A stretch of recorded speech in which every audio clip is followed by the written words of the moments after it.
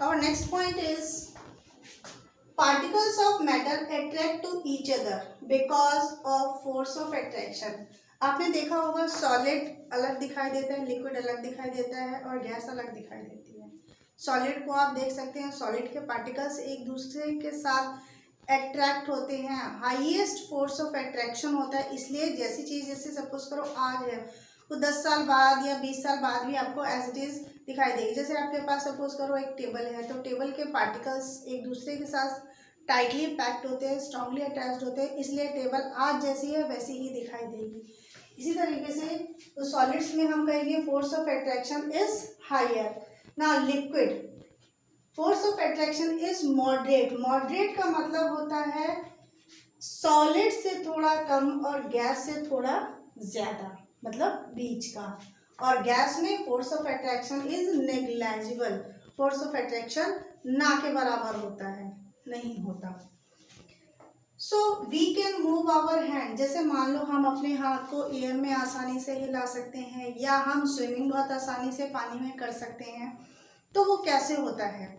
आपने पीछे टॉपिक में भी देखा था कि पार्टिकल्स के बीच में गैप होता है। जब हमने सॉल्ट और शुगर को डिसॉल्व किया था, means there is some inter particle distance और inter particle space between the molecules. इसी तरीके से लिक्विड और गैस, मान लो हम एयर में अपना हाथ हिला रहे हैं या पानी में अपना हाथ हिला रहे हैं। क्यों हिला रहे हैं?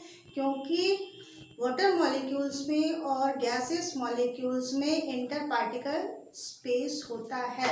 सो we can move our hand in air और liquid because there is a large gap between the molecules, और लिख सकते हैं there is a large space between the molecules, inter particle space between the molecules. आपको जो पसंद है वो लिख लीजिए।